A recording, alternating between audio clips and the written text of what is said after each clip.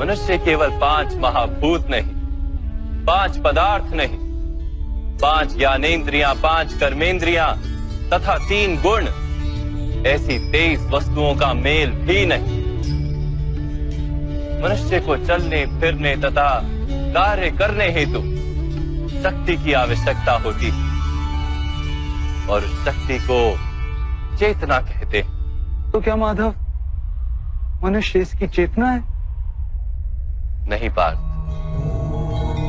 मनुष्य की चेतना के साथ उन 23 वस्तुओं के मेल का नाम प्रकृति। 24 वस्तुओं से बने मनुष्य नामक यंत्र में वास करता है पुरुष, अर्थात परमात्मा का अंश। उसे आत्मा कहा गया।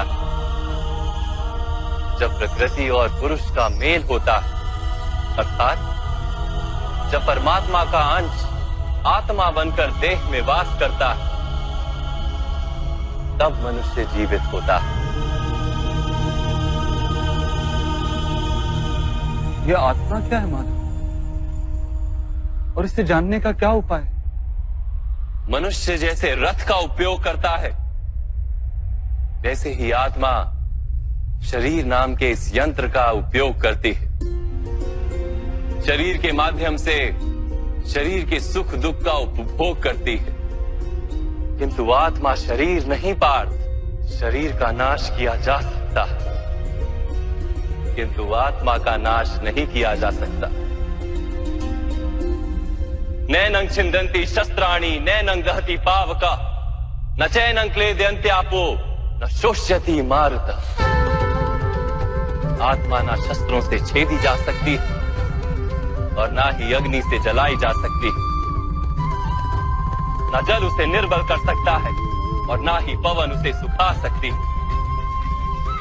आत्मा शरीर में रहते हुए भी अमर, न हन्यते हन्यमाने शरीरे। पार्थ, शरीर की हत्या की जा सकती है, किंतु आत्मा की हत्या नहीं की जा सकती। आत्मा तो सर्वव्यापी है, अचल, स्थिर है, सनातन है। पुराना वस्त्र त्याग कर जैसे मनुष्य नया वस्त्र धारण करता है, वैसे ही आत्मा पुराना शरीर छोड़कर बार बार नया शरीर धारण करती है। परंतु माधव, मैं तो जगत का अनुभव अपने शरीर के माध्यम से ही करता हूं। स्वयं को देह न जानकर मैं आत्मा कैसे जान सकता हूं? स्वयं को आत्मा के रूप में जानना असंभव भी नहीं पार्थ। अंध भी जीते हैं, गूंगे भी जीते हैं, जिनके पास हाथ पैर नहीं होते वो भी जीते हैं। स्पष्ट कि शरीर मनुष्य नहीं, जिसकी चेतना चली जाती है, जिसे मूर्छा आ जाती है, वो भी जीवित रहता है। इसलिए स्पष्ट है कि मनुष्य का चेतन तत्व वो भी शरीर नहीं। इसी प्रकार जो व्यक्ति अपने भीतर खोज करता है, मैं इंद्रियां नहीं, शरीर नहीं, भावनाएं नहीं, विचार नहीं, ज्ञान भी मैं नहीं, जो ये समझता जाता है, वो अंत में स्वयं को आत्मा के रूप में जान ही लेता है।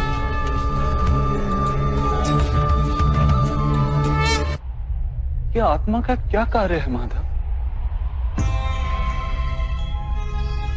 जब पर ब्रह्म के भाग हुए, पुरुष तथा प्रकृति बने, तब पुरुष अर्थात परमात्मा के अंश ने आत्मा बनकर प्रकृति की प्रत्येक वस्तु में वास किया। उस आत्मा को मोह तथा अंधकार ने घेर लिया पार। उस मोह निद्रा से जागृत होकर स्वयं को परमात्मा का अंश जानना ही आत्मा का कर्तव्य, उद्देश्य और जीवन कार्य। परंतु माधव, यदि हर आत्मा परमात्मा का अंश है, तो क्या उन्नति और अवगति स्वयं परमात्मा कर रहे? जिस प्रकार कीचड़ में पड़ा रत्न चमकता नहीं, वैसे ही प्रकृति के 24 पदार्थों से घिरी आत्मा को विस्मरण हो जाता है कि वो परमात्मा का अंश है। अधिकतर आत्माएं अपनी देह को ही सब कुछ मानती हैं, स्वयं देह से भिन्न है ये जान ही नहीं पाती। शरीर को जो सुख दुख स्वाद गंध आदि का अनुभव होता है उसे अपना अनुभव मान लेती है और बदलाव का प्रयास ही नहीं करती।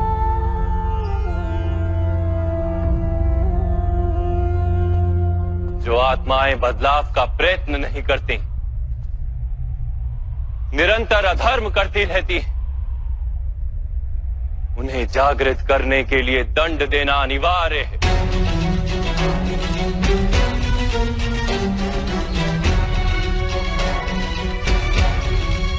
तुम भी ये जान लो पार्थ कि तुम शरीर नहीं, केवल एक आत्मा। इस रणभूमि में दिखाई देने वाला प्रत्येक योद्धा वो नहीं जो तुम उन्हें मानते हो। कुछ समय के लिए इन सब ने शरीर में वास किया, इनके शरीर मरेंगे किंतु ये सब अमर, वो पुनः नया शरीर धारण करेंगे।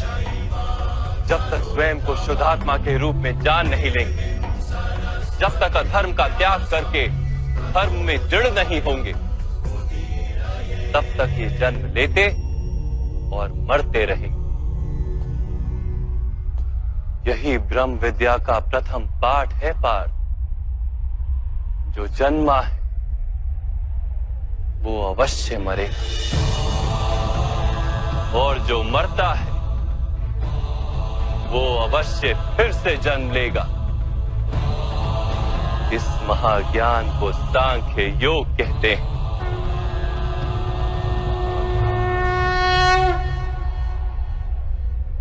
धर्म और अधर्म क्या है माधव? जिस मार्ग पर चलकर मनुष्य स्वयं को आत्मा के रूप में देखता है, परमात्मा के अंश के रूप में स्वयं को जानता है, उस मार्ग को धर्म कहते हैं।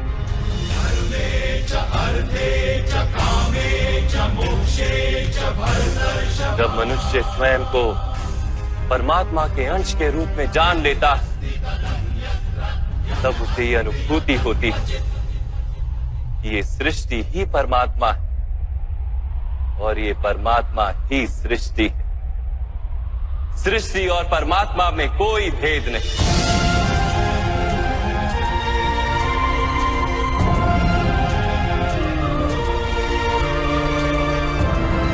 जो मनुष्य ये जान लेता है वो दूसरे मनुष्यों और प्राणियों की ओर निर्दयी और कठोर नहीं होता।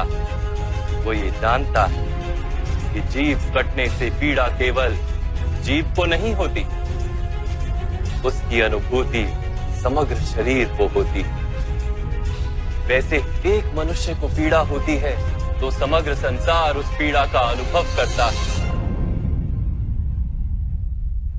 जब तक संसार में एक मनुष्य भी पीड़ित है, तब तक वास्तव में किसी का भी सुख संपूर्ण नहीं। जानने पर मनुष्य का मन करुणा से भर जाए, उसे धर्म कहते हैं।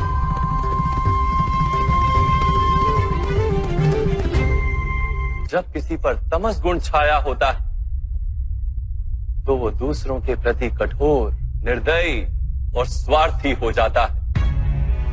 अपने माने हुए सुख के लिए दूसरों को दुख देता है। परमात्मा की ओर गति नहीं हो पाती उसकी।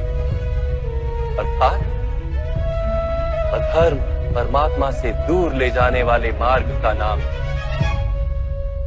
अर्थात अधर्म तो अज्ञान का दूसरा नाम। तो फिर अज्ञानी के प्रति तो दया होनी आवश्यक है ना। दंड का क्या तात्पर्य है?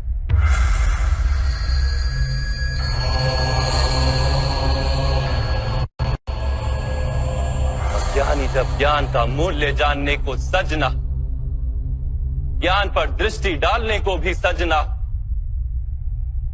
तब दंड ही दया है।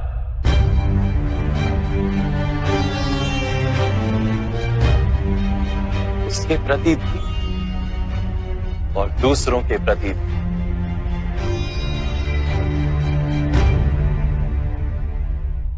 सृष्टि की गति सदा ही परमात्मा की ओर हो, यह अनिवार्य है। किंतु कभी कभी ऐसी स्थिति उत्पन्न हो जाती है कि अज्ञान, मोह और अधर्म बढ़ जाता है। संसार से धर्म लुप्त हो जाने का भय उत्पन्न हो जाता है। संसार से जब धर्म लुप्त हो जाता है, करुणा भी नष्ट हो जाती है और सत्य भी नष्ट हो जाता है। आने वाली पीढ़ियों को धर्म प्राप्त हो सके, इसके लिए आज अधर्मियों का नाश करके धर्म की पुनः स्थापना करना अनिवार्य है।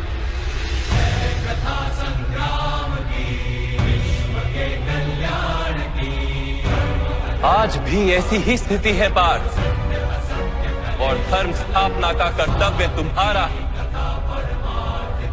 इसलिए निर्बलता का त्याग करो और इस युद्ध के लिए सज हो जाओ, और इस युद्ध के लिए सज हो जाओ, युद्ध के लिए सज हो जाओ।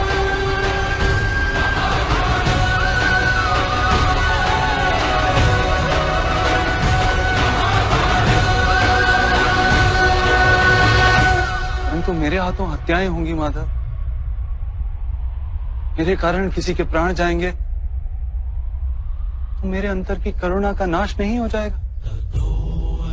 और यदि धर्म का आधार करुणा है तो क्या मेरी आत्मा धर्मी नहीं हो जाएगी?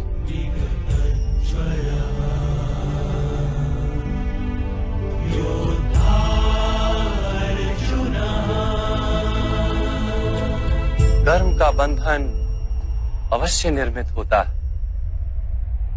किंतु कार्य का बंधन निर्मित नहीं होता पार्थ। तुम्हें कर्म और कार्य के बीच क्या भेद है, ये जानना आवश्यक है। सभी कर्म कार्य, किंतु सभी कार्य कर्म नहीं। कर्म उस कार्य को कहते हैं जिसके साथ फल की आशा जुड़ी। मनुष्य जब भी सुख की, संपत्ति, प्रशंसा की आशा रखकर कोई कार्य करता है तो वो उस कार्य के फल से बंध जाता है। जब किसी कर्म को फल की आशा से किया जाए तो उसे सकाम कर्म योग कहते हैं, और जब किसी कर्म को बिना किसी फल की आशा से किया जाए तो उसे निष्काम कर्म योग कहते हैं। इसी कारण से उसे बार बार जन्म लेना पड़ता है। वास्तव में मनुष्य को कोई कर्म नहीं बांधता, उस कर्म से जुड़ी आशाएं उसे बांधती।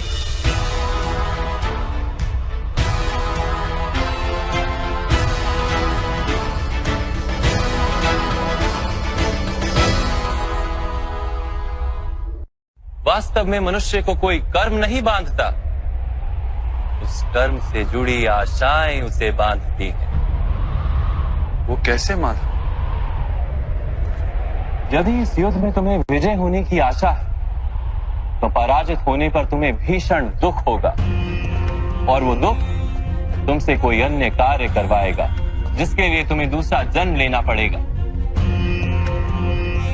और यदि तुम विजयी हुए तो तुम्हारा अहंकार बढ़ेगा, और वो अहंकार तुम्हें विश्व विजय के लिए प्रेरित करेगा, तुमसे हत्याएं करवाएगा, और उसका पाप तुम्हें बांधेगा।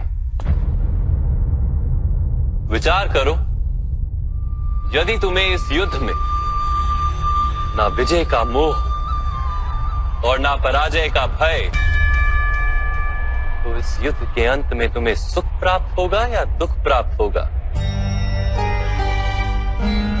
ना सुख माधव, ना ही दुख। अर्थात तुम्हारा सुख, दुख, हताशा, निराशा, अहंकार युद्ध के कारण नहीं है।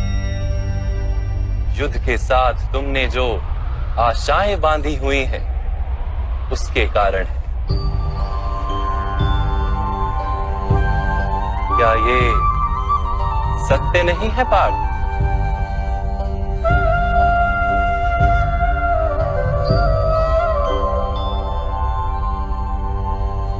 सुख दुखे समे कृत्वा लाभा लाभो जया जयो ततो युद्धाय युज्यस्व नैवं पाप मवाप्स्यसि।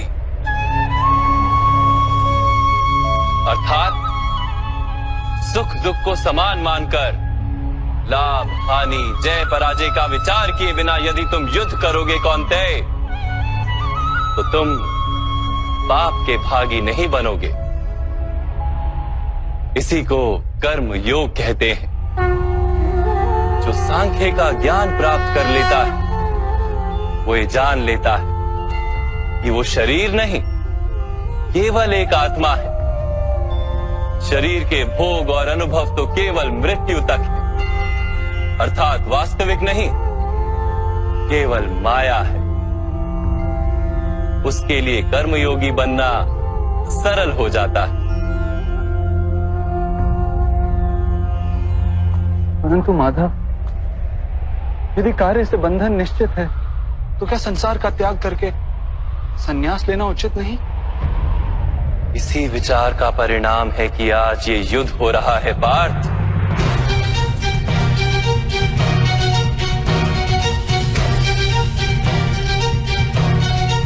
विचार करो, जब सत्व गुण से भरे धर्म को जानने वाले लोग कर्मों का त्याग करते हैं, तब अधर्म से भरे लोग ही संसार को चलाते हैं।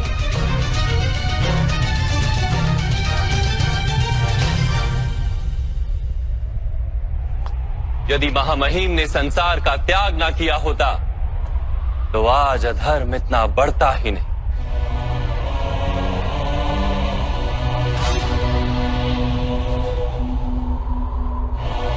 और तुम्हारे पिता ने यदि संन्यास ना लिया होता तो आज भ्राता युधिष्ठिर सुख से राज कर रहे होते।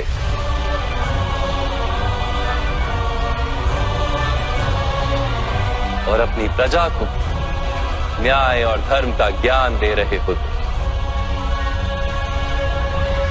किंतु दुखदायक बात तो यह है पार्थ कि सत्व गुण से भरे मनुष्य ही संसार को लाभ दे सकते हैं, किंतु वो ही संन्यास का विचार करते हैं। जैसे जल तो भाप बनकर उड़ जाता है और कीचड़ वहीं पड़ा रहता है, वैसे सत्वगुणी सज्जन लोग तो संसार का त्याग कर देते और तमस से भरे अधर्मी लोग संसार में कार्य करते हैं। इसी कारण से संसार में पाप और अधर्म बढ़ता है।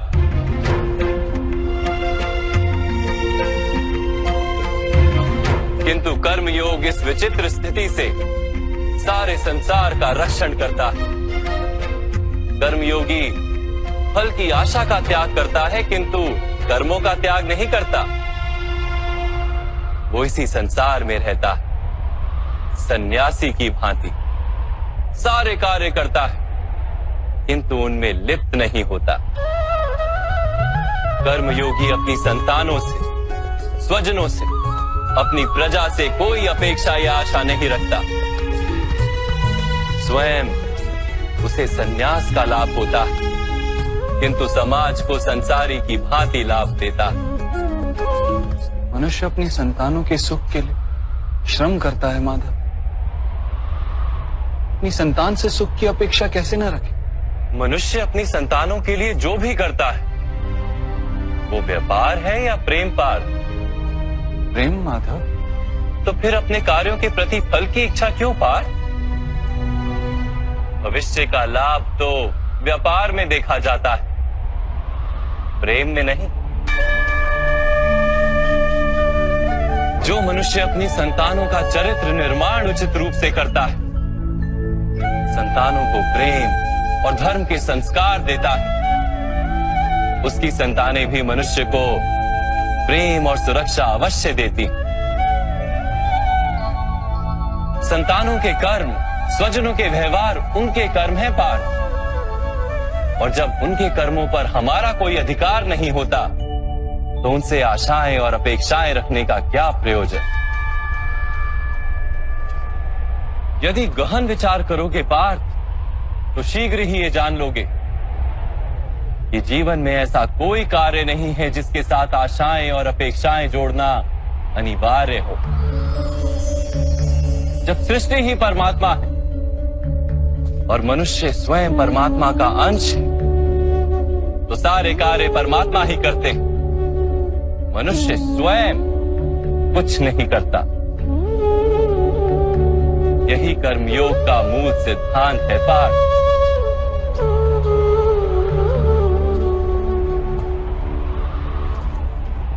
तुम्हें भी कर्मयोगी बनकर ये युद्ध करना आवश्यक है पार्थ।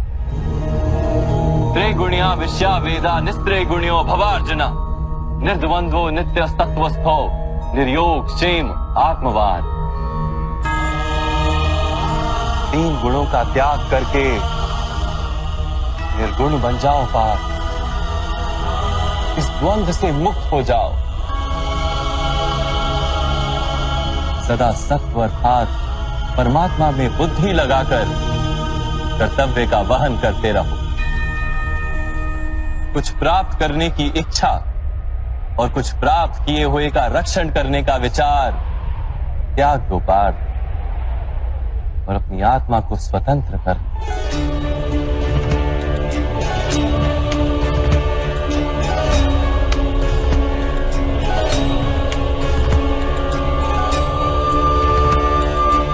स्मरण रहे पार्थ,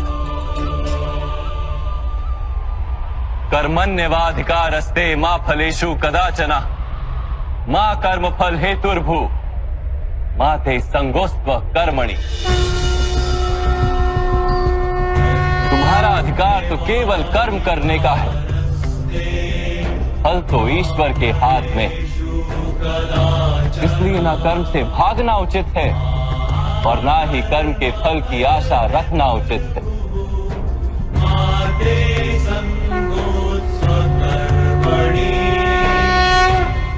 जो फल का त्याग कर दे परंतु कर्म का त्याग ना करे, ऐसे कर्म योगी को कैसे जाना जा सकता है माधव। विश्या विनिवर्तन्ते निराहारस्य देहिनः रसवर्जम रसोप्यस्य परम दृष्ट्वा निवर्तते। सुनो पार्थ, जो स्वाद से छूटने के लिए भोजन का ही त्याग कर देता है, वास्तव में उसके मन से स्वाद की लालसा कभी जाती ही नहीं। उसे दोहरी हानि होती है। एक तो वो निर्बल हो जाता है, जिसके कारण परमात्मा को प्राप्त करने का जो प्रयत्न अनिवार्य है उसे वो नहीं कर पाता। और दूसरा, सदा ही उसका मन स्वाद की लालसा से भरा रहता है। इसलिए भोजन का त्याग करने से उत्तम है स्वाद की लालसा का ही त्याग कर दिया जाए। कर्मयोगी अपने मन की सारी लालसाओं को खींच लेता है, जीवन को कर्तव्य मानकर कार्य अवश्य करता है, किंतु उन कार्यों से जुड़ता नहीं। और बात, जो व्यक्ति अपने कार्यों से आशाएं और इच्छा नहीं रखता, उसी के कार्य पूर्ण होते हैं। एक असफलता से दुखी होकर जिसका मन डोलता नहीं, एक सफलता से आनंदित होकर जो स्वयं को सर्वश्रेष्ठ नहीं मानता, ऐसे ही व्यक्ति को कर्म योगी कहते हैं। और ऐसा व्यक्ति जीवन में बार बार सफल होता है।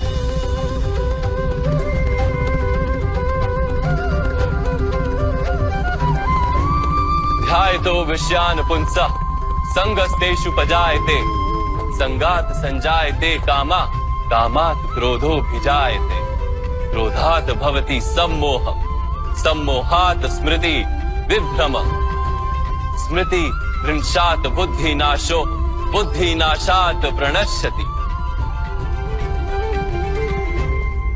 फल की आशा से कामना प्रकट होती है और कामना का तो स्वभाव है असंतुष्ट रहना। असंतोष से क्रोध उत्पन्न होता है और क्रोध से मोह जन्मता है। मोह के कारण व्यक्ति आचार और व्यवहार का ज्ञान ही भूल जाता है। ज्ञान के जाने से बुद्धि चली जाती, अनुचित प्रकार के कार्य होने लगते और समाज ऐसे व्यक्ति का शत्रु बन जाता है और अंत में ऐसे मनुष्य पूर्णतः पतन हो जाता है।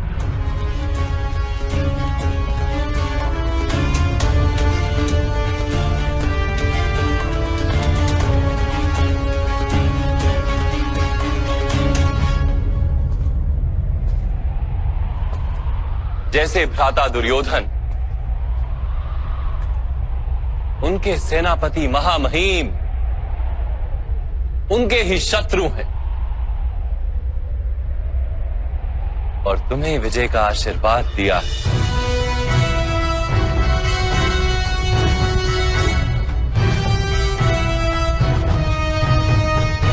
पार्थ, कर्मयोग ब्रह्म विद्या का दूसरा चरण है।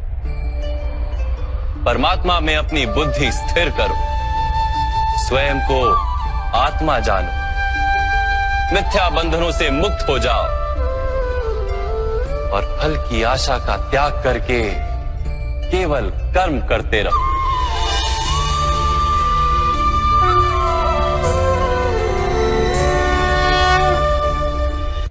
अपनी बुद्धि को परमात्मा में स्थिर करके कर्म योगी बनने का क्या मार्ग है माता? पार्थ, सांख्य योग के कारण मनुष्य परमात्मा का निरंतर स्मरण करता रहता है। परमात्मा का स्मरण करने से मनुष्य के हृदय में समर्पण का भाव उत्पन्न होता है और उस भाव को भक्ति कहते हैं। भक्ति से मनुष्य को सत्य असत्य का ज्ञान प्राप्त होता है। उस ज्ञान से उसे परमात्मा के दर्शन होते हैं और जिसे परमात्मा के दर्शन हो जाते हैं वही वास्तव में कर्मयोगी बन जाता है और जन्मों के फेरों से छूटकर मोक्ष को प्राप्त कर लेता है। सभी आत्माओं का अंतिम लक्ष्य वही है और धर्म का अंतिम चरण भी वही। किंतु मैं परमात्मा के दर्शन के बिना समर्पण किस प्रकार कर सकता हूं माता? परमात्मा के दर्शन करने हेतु अपनी आंखों पर बंधे लालसा, अहंकार, क्रोध और पूर्वाग्रह की पट्टियों को उतारना होता है। अंधेरे कक्ष में बैठा मनुष्य यदि कहे कि उसे सूर्य के दर्शन करने, तो उससे क्या कहोगे? यही कहोगे ना कि कक्ष से बाहर आ जाए और आकाश के नीचे खड़ा हो जाए। सूर्य तो सदैव उपस्थित है। वैसे ही पार्थ, ये सृष्टि ही परमात्मा है, परमात्मा ही सब कुछ है। परमात्मा के सिवा कुछ भी नहीं। जो अपनी आत्मा के दर्शन कर लेता है वो परमात्मा के दर्शन कर लेता है। जैसे नमक के एक कण का स्वाद समग्र सागर के स्वाद से भिन्न नहीं होता, वैसे अपनी आत्मा के दर्शन परमात्मा के दर्शन से भिन्न नहीं होते।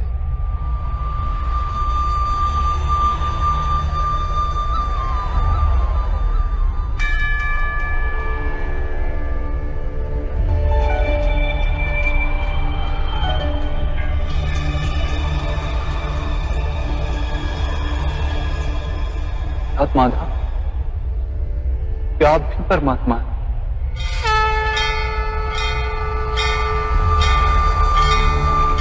हाँ पार्थ, मैं परमात्मा हूं। जैसे तुम भी परमात्मा हो, केवल तुम अभी जागृत नहीं हुए हो और मैंने ये जान लिया है।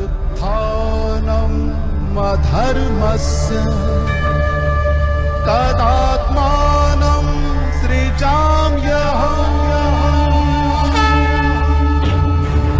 तो माधव, आपके प्रति समर्पण ईश्वर के प्रति समर्पण क्यों नहीं है? अवश्य, मेरे प्रति समर्पण ही परमात्मा के प्रति समर्पण। सर्वधर्मान् परित्यज्य मामेक शरणं व्रज।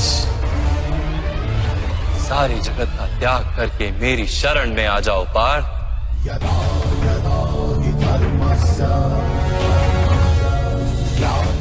मैं ही संसार हूं, मैं संसार का प्रत्येक कण हूं। मैं ही सूर्य हूं और मैं ही चंद्र हूं। मैं ही नक्षत्र हूं और मैं ही सभी ग्रह हूं। मैं सूर्य से भी अधिक पुरातन हूं और किसी वृक्ष पर खिली कली से भी नया हूं। मैं ही सारे मनुष्य हूं। मैं ही स्वर्ग और नरक को धारण करने वाली शक्ति हूं। मैं ही दुर्योधन हूं और मैं ही अर्जुन भी।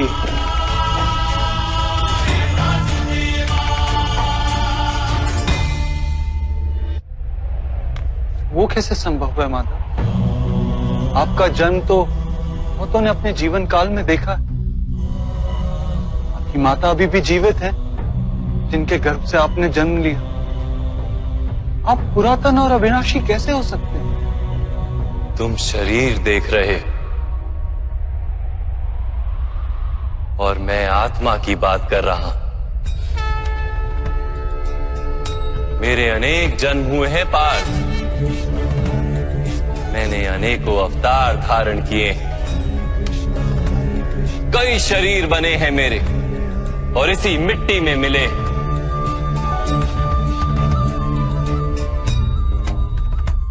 और आगे भी मैं बार बार जन्म लूंगा।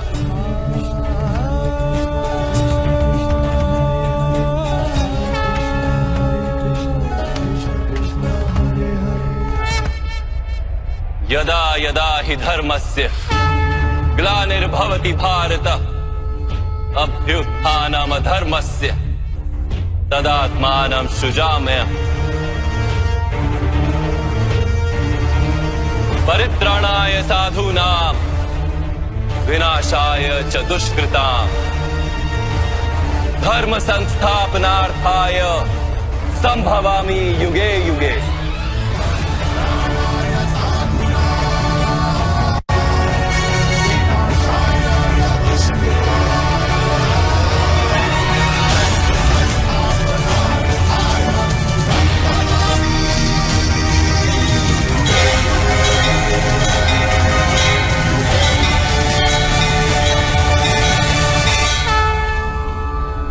जब जब धर्म को हानि होती है, जब जब अधर्म में वृद्धि होती है, तब तब सत्पुरुषों के उद्धार के लिए, अधर्मियों के विनाश के लिए और धर्म की पुनः स्थापना के लिए मैं ही जन्म लेता हूं। ये प्रत्येक युग में होता आया है और आगे भी ऐसा ही होगा। मैं ही अविनाशी परमात्मा हूं। मैं ही मत्स्य भी था और मैं ही वामन अवतार भी। मैं ही परशुराम हूं और मैं ही रामचंद्र भी था।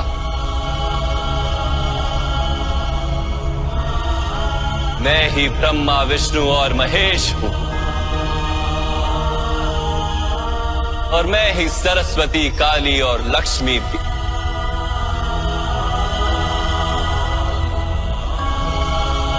मैं ना पुरुष हूं, ना स्त्री हूं और ना ही नपुंसक। मैं ना शरीर हूं, ना शरीर के अंग हूं। मैं ज्ञान, सृष्टि, चैतन्य और पर ब्रह्म। मैं सब कुछ हूं और मैं कुछ भी नहीं।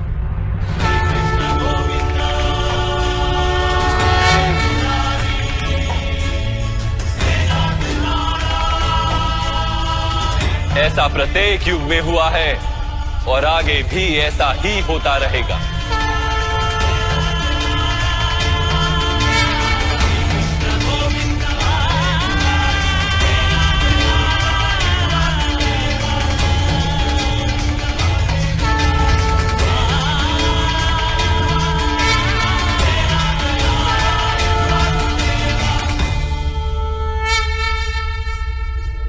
मैं कुछ भी नहीं हूं और मैं सब कुछ हूं। ऐसा प्रत्येक युग में हुआ है और आगे भी ऐसा ही होता रहेगा।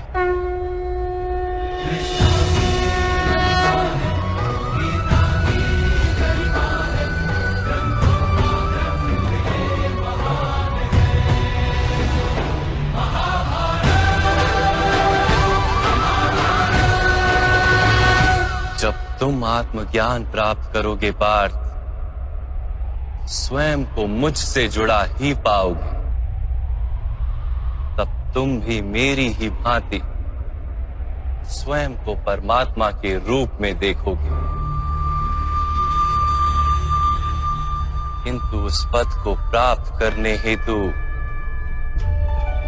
मेरे प्रति संपूर्ण समर्पण अनिवार्य है। समर्पण क्या है माधव?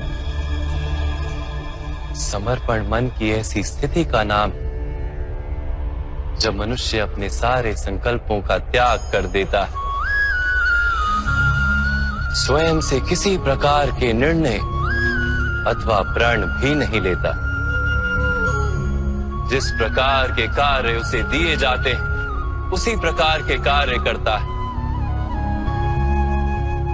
वास्तव में समर्पण का अर्थ होता है अपने आप, अपने मन को, बुद्धि को, ज्ञान को, इच्छा को, आशा को, अपनी भावनाओं को, अपना सब कुछ किसी को अर्पण कर देना। और ऐसे समर्पण को भक्ति कहते हैं।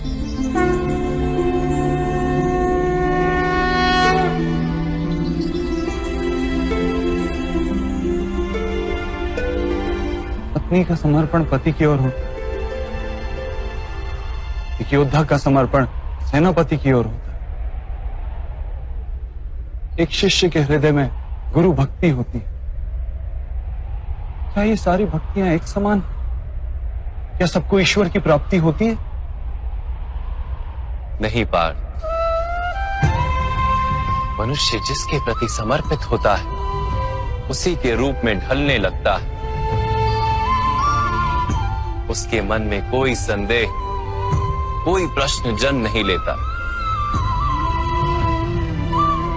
किसी दुष्ट के प्रति समर्पण उस मनुष्य के कार्यों को दूषित कर देता है। अंगराज कर्ण ने धर्म को जानते हुए भी द्यूत सभा में पांचाली को अपशब्द कहे थे। जो 5-5 पुरुषों के साथ संबंध रखती है, वैश्या होती है ऐसी स्त्रियां। उसका कारण था अंगराज का भ्राता दुर्योधन के प्रति समर्पण। इस युद्ध में उन्हें जो दंड मिलेगा वो किसी जन्म या जाति के लिए नहीं, अथवा एक दुष्ट के प्रति समर्पण के लिए उन्हें दंड मिलेगा। इसलिए हे धनंजय, समर्पण उत्तम के प्रति होना आवश्यक है। उसी से मनुष्य उत्तम बनता है। लोहे की माला से अपराधी बांधा जाता है, पीतल की माला से मंदिर के दीपक को बांधा जाता है, और सोने की माला को आभूषण बनाकर गले में धारण किया जाता है। पति भक्ति, स्वामी भक्ति, मित्र भक्ति, ऐसी अनेक भक्तियां होती हैं पार्थ, किंतु सबसे श्रेष्ठ भक्ति तो परमात्मा की भक्ति होती है।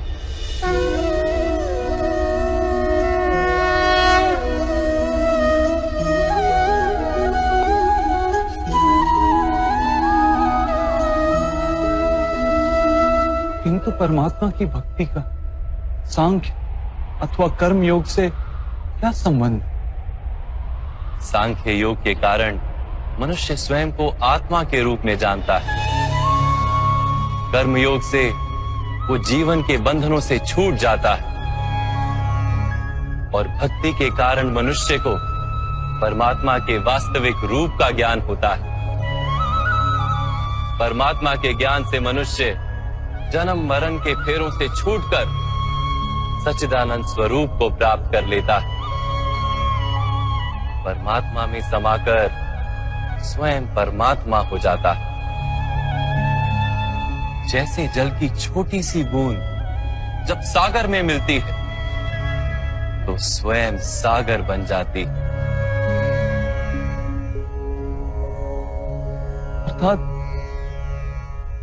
इस शरीर का कोई महत्व ही नहीं है माधव। अवश्य महत्व है पार्थ।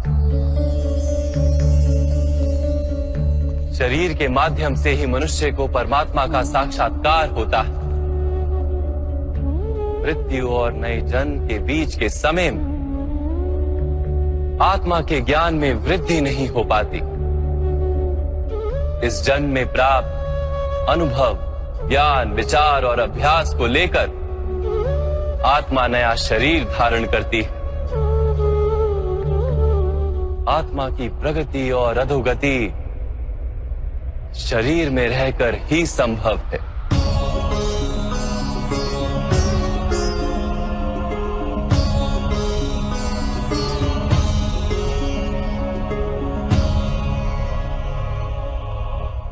परंतु माधव, यहां उपस्थित व्यक्तियों का वध करके क्या हम उनके उद्धार की संभावना को नष्ट नहीं कर देंगे?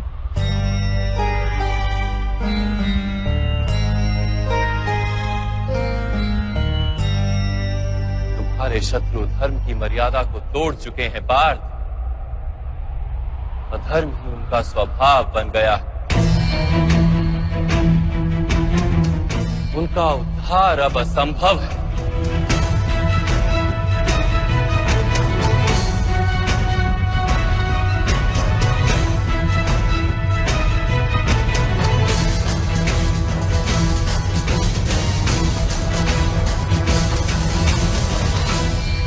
अपराधी को एक सीमा तक ही उद्धार का अवसर दिया जा सकता है।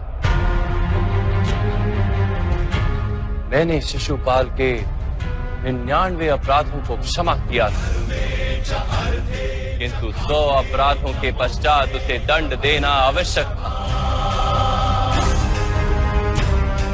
अपराधी को यदि अपराध करने दिया जाए तो उसका अधिक से अधिक पतन होता है।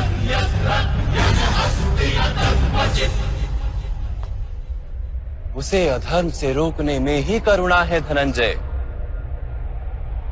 ये आत्माएं मरेंगी नहीं।